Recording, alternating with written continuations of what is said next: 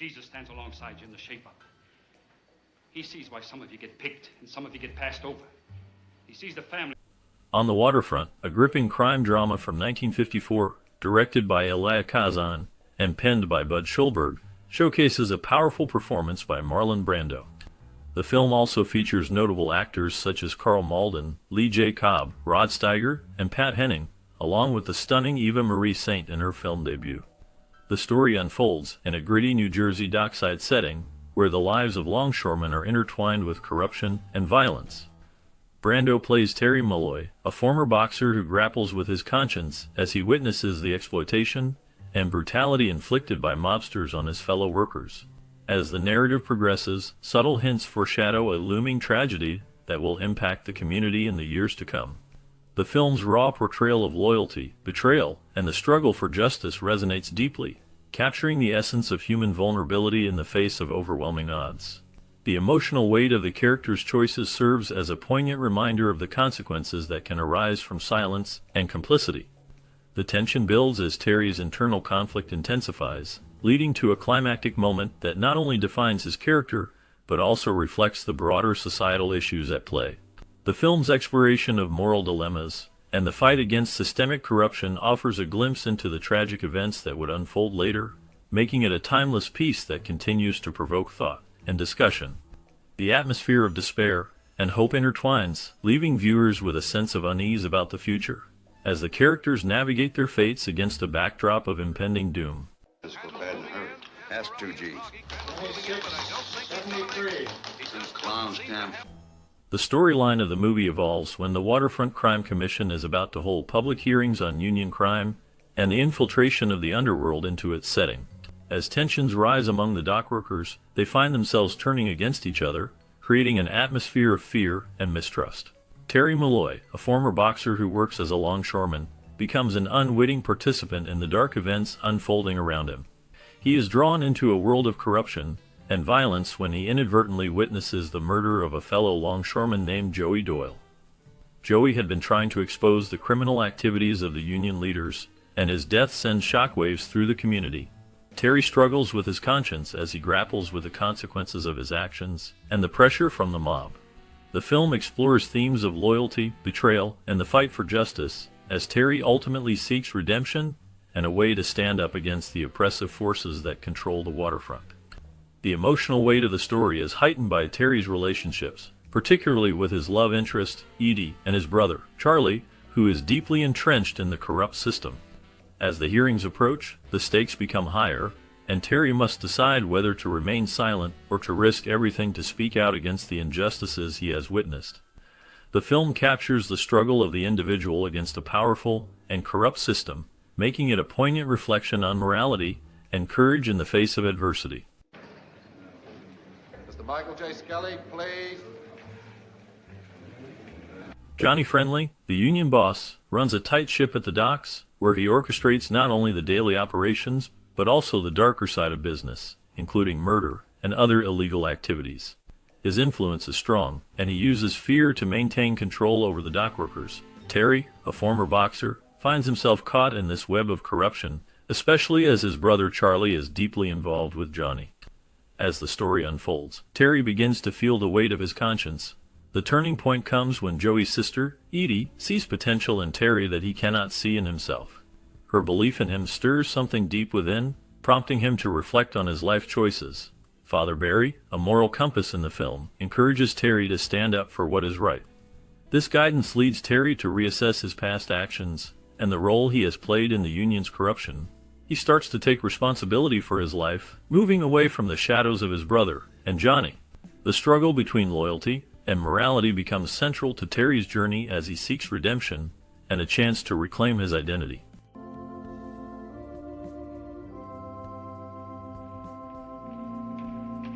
Marlon Brando, the lead actor in On the Waterfront, had a unique work schedule during the filming of the movie. His contract stipulated that he would only work until 4 o'clock every day. This arrangement was not just a matter of preference, it was essential for Brando's personal life.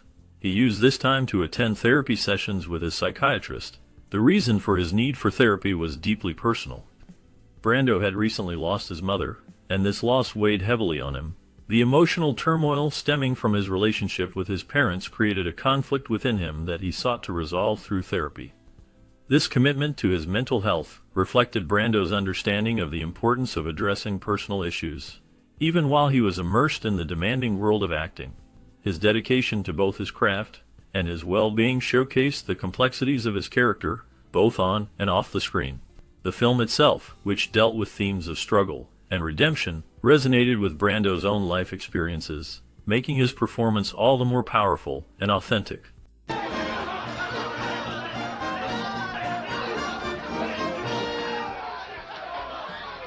In the film's classic cab scene, the dynamic between Rod Steiger and Marlon Brando is both intense and memorable. This scene is notable for the way it was filmed, particularly regarding the close-ups of Steiger. All of Steiger's close-ups were shot after Brando had already left for the day. During this time, Brando's lines were read by a crew member, which added an unusual layer to the filming process. Steiger, who had stayed on set to support Brando during his close-ups, felt a sense of bitterness over Brando's absence. He often expressed this sentiment in interviews, highlighting the lack of reciprocity in their working relationship. Brando had a reputation for being difficult, and this incident was just one example of how he could frustrate those around him. Steiger's commitment to helping Brando improve his performance contrasted sharply with Brando's apparent disregard for returning the favor. This tension between the two actors added an intriguing backdrop to the film's production, showcasing the complexities of collaboration in Hollywood. The cab scene remains a powerful moment in cinema history, not just for its content, but also for the behind-the-scenes dynamics that shaped it. 2 inches longer than the other. That's true. Initially, Elia Kazan had a vision for a pivotal scene in On the Waterfront that involved filming inside a real taxicab. This scene was meant to capture the raw emotions and tension between the characters, enhancing the film's dramatic impact. However, producer Sam Spiegel had a different idea. He decided to use a shabby old taxicab shell instead of a functioning cab. This choice was primarily influenced by practical concerns. The crucial rear projection equipment needed to film the scene effectively was not available during that shoot. By opting for the old taxi shell, the production team could still create the desired atmosphere without the technical limitations that a real cab would impose. This decision ultimately shaped the scene's visual style and contributed to the film's gritty realism. The use of the taxi shell allowed the actors to focus on their performances without the distractions of a moving vehicle, making the emotional exchanges more intimate and powerful. The scene became iconic, showcasing the struggles of the characters and the harsh realities of their lives. The choice to use a taxi shell instead of a real cab is a testament to the creative problem-solving that often occurs in filmmaking, where limitations can lead to innovative solutions that enhance the storytelling. The scene remains a memorable part of the film, illustrating the complex dynamics of loyalty, betrayal, and redemption that are central to the narrative. The decision made by Spiegel and Kazan reflects the collaborative nature of filmmaking, where different perspectives can lead to unexpected yet impactful results. The final product resonates with audiences, capturing the essence of the characters' struggles in a way that feels authentic and relatable.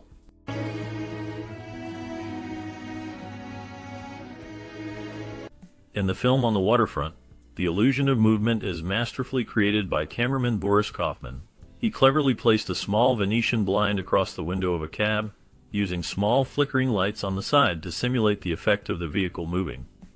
This technique became one of the most iconic scenes in cinema history, showcasing the innovative methods used in filmmaking. Contrary to popular belief, this scene was not improvised. Initially, Marlon Brando began to improvise his lines, and Rod Steiger followed his lead. However, the director intervened, instructing Brando to stick to the original script. After this moment, both actors adhered closely to the written dialogue, which contributed to the film's powerful storytelling. The tension and authenticity captured in this scene highlight the dedication of the cast and crew to their craft, making it a memorable part of cinematic history. You've done more than break the George Doyle case. You've begun to make... In the 1954 movie On the Waterfront, director Elia Kazan used a clever ploy to convince Marlon Brando to star as Terry Molloy. Kazan had Karl Malden direct a scene with an up-and-coming actor from the Actors Studio, who played Terry's role. Kazan felt that Brando would be motivated by the prospect of someone else getting the prominent role. His plan worked, and Brando signed on to the film. The director's innovative approach played a significant role in securing Brando's involvement in this iconic movie, which ultimately led to its success. Here's a stick of gum. Feel you good. You like that music? Marlon Brando's experience with the film On the Waterfront reveals a deep and complex self-perception that contrasts sharply with the public's view of his talent. Despite being celebrated as a leading actor, Brando felt a profound dissatisfaction with his performance in this iconic role. The competitive nature of the film industry was highlighted by the presence of Paul Newman, another heartthrob of the era, which may have intensified Brando's feelings of inadequacy. When he finally watched the completed film, his reaction was one of despair. He was struck by a sense of failure, believing that he had not delivered the performance that audiences expected from him. This led to a moment of embarrassment that was so overwhelming that he chose to leave the screening room without speaking to the director. Brando's self-criticism was harsh. He felt that he had let himself down and could not reconcile his expectations with the reality of his performance. This internal struggle illustrates the pressures faced by actors, especially those in the spotlight, and how their self-perception can be at odds with their public image. He brought you along too fast. It wasn't him, Charlie. It was you. During a rehearsal for the film On the Waterfront, a memorable moment occurred when Eva Marie Saint accidentally dropped her glove. This unplanned event led to a spontaneous reaction from Marlon Brando, who picked up the glove and placed it back on her hand. The gesture was not scripted, showcasing Brando's ability to improvise in the moment. The director, Elia Kazan, was captivated by the natural chemistry between the two actors and the tenderness of the scene. He decided to have them repeat this moment for the final take, capturing the genuine emotion that arose from the unexpected interaction. This simple yet powerful act added depth to their characters and highlighted the themes of love and vulnerability in the film. The glove scene became one of the iconic moments in cinema, illustrating how sometimes the best moments in film come from genuine accidents and the creativity of the actors involved. The scene remains a testament to the magic of filmmaking and the ability of actors to connect with each other in profound ways. What? Mid State House, courtroom 9, 10 o'clock Friday morning. Something I told you. Although the part of Edie Doyle is significant, producer Sam Spiegel made a strategic decision to list Eva Marie Saint as a supporting actress. This choice was made with the hope of increasing her chances for an Academy Award nomination.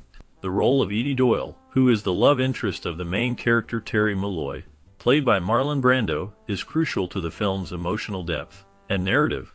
However, by categorizing her performance as supporting, Spiegel aimed to position her favorably in a competitive award season. This strategy proved to be effective, as Eva Marie Saint's portrayal resonated with audiences and critics alike. Her performance captured the essence of a woman caught in a struggle against corruption and violence on the docks.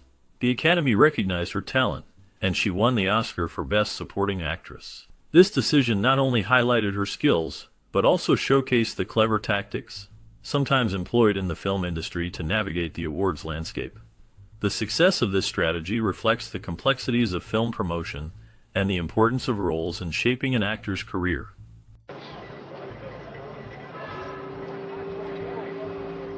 He was a good boy, that dog. The idea for the film emerged from a series of impactful articles written by reporter Malcolm Johnson for the New York Sun. These 24 stories, which delved into the dark realities of life on the New York waterfront, won Johnson a Pulitzer Prize. His investigative work highlighted the rampant corruption, violence, and extortion that plagued the docks, painting a vivid picture of the struggles faced by longshoremen and the influence of organized crime.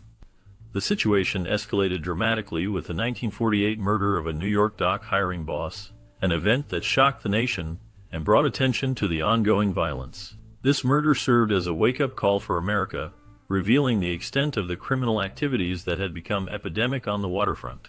The combination of Johnson's compelling journalism and the shocking murder created a powerful backdrop for the film, inspiring its creators to bring these urgent social issues to the big screen. The film's narrative reflects the real-life struggles and moral dilemmas faced by individuals caught in a corrupt system, making it a poignant exploration of justice and redemption. I must have miscounted. Gimme. Gimme. Bud Schulberg was captivated by the subject matter of the waterfront, which led him to dedicate years of his life to understanding it deeply. He immersed himself in the gritty world of longshoremen, spending countless hours on the docks and in the neighborhoods surrounding them. His commitment to this research made him a familiar face among the workers, as he engaged with them to learn about their lives, struggles, and the challenges they faced in their daily work. Schulberg also sought out union leaders, gathering insights into the complex dynamics of labor relations and the influence of organized crime on the docks. His interactions with these figures provided him with a rich tapestry of stories and experiences that would later inform his writing. Additionally, he developed a close relationship with an outspoken priest from St. Xavier's in Hell's Kitchen, who was deeply involved in advocating for the rights of the workers. This priest's perspective added a moral dimension to Schulberg's understanding of the waterfront, highlighting the social injustices that plagued the community. Through these experiences, Schulberg not only gathered material for his work, but also became an advocate for the men and women who toiled in the shadows of the bustling city. His dedication to capturing the essence of the waterfront and its people would ultimately shape the narrative of On the Waterfront, making it a powerful commentary on courage, integrity, and the fight against corruption.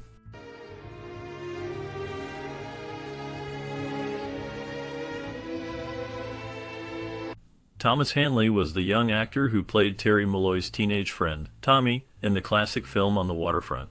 Hired by the production company, he initially took on the simple task of feeding pigeons on set. His background was marked by hardship. His father, a longshoreman, had been blackballed due to anti-union activities. Tragically, Hanley's father disappeared when Thomas was just 4 months old, leaving a void in his life. During the casting process, the director saw potential in Hanley and decided to have him audition for the role.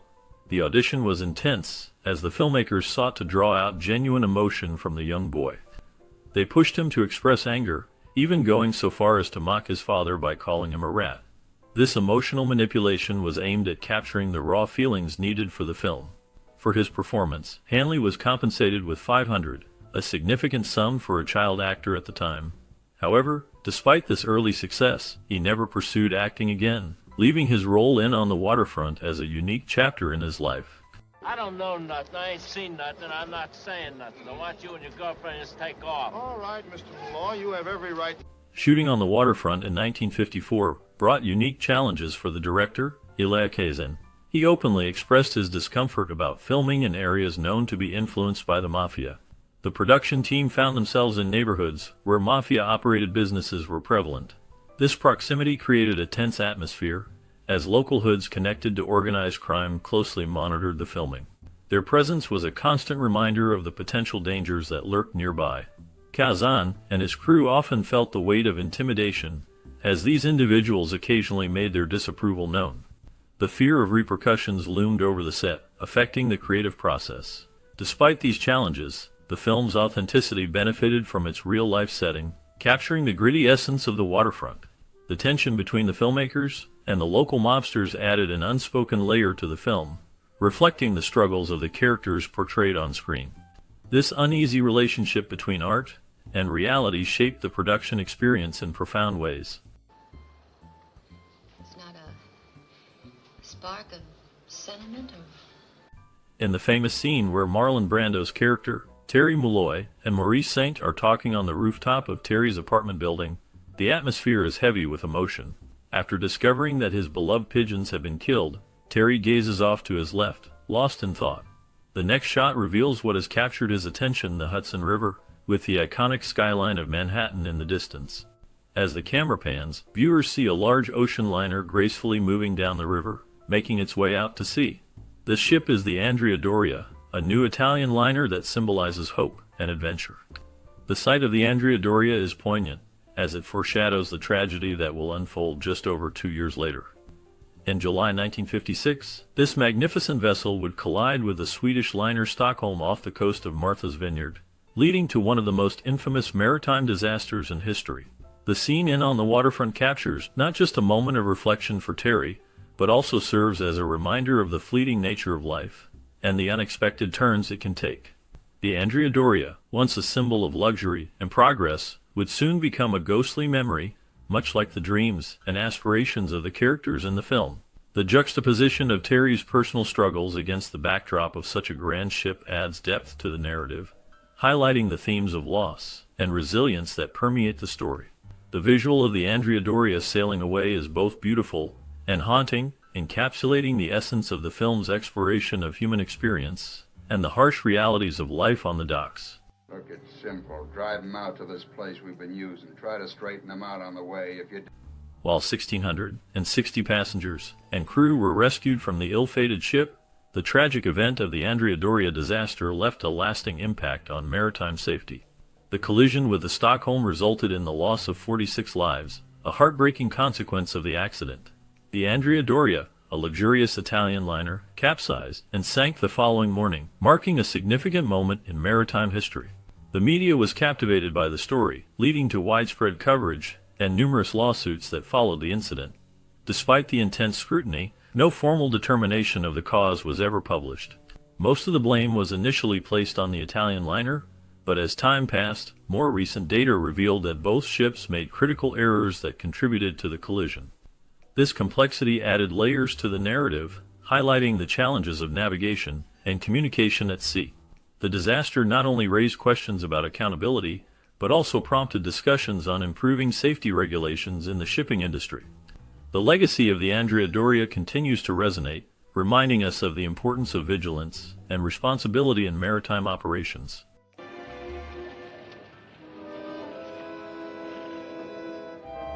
In December of 1954, Anthony DaVincio, a longshoreman who had consulted with Bud Schulberg during the research for On the Waterfront, took legal action against Sam Spiegel and Columbia Pictures. He filed a lawsuit for $1 million, claiming that his right to privacy had been violated. The lawsuit alleged that details from his life were used to create the character Terry Molloy, portrayed by Marlon Brando. DaVincio pointed out that elements such as his boxing background, his work as a longshoreman in Hoboken, and his passion for pigeons were incorporated into the character without his permission. This invasion of privacy claim highlighted the blurred lines between artistic inspiration and personal rights. The case drew attention to the ethical considerations in filmmaking, especially regarding the portrayal of real individuals in fictional narratives. Ultimately, the lawsuit was settled out of court in June of 1956 for a sum of $25,000. Reflecting the complexities of creative expression and personal privacy in the film industry.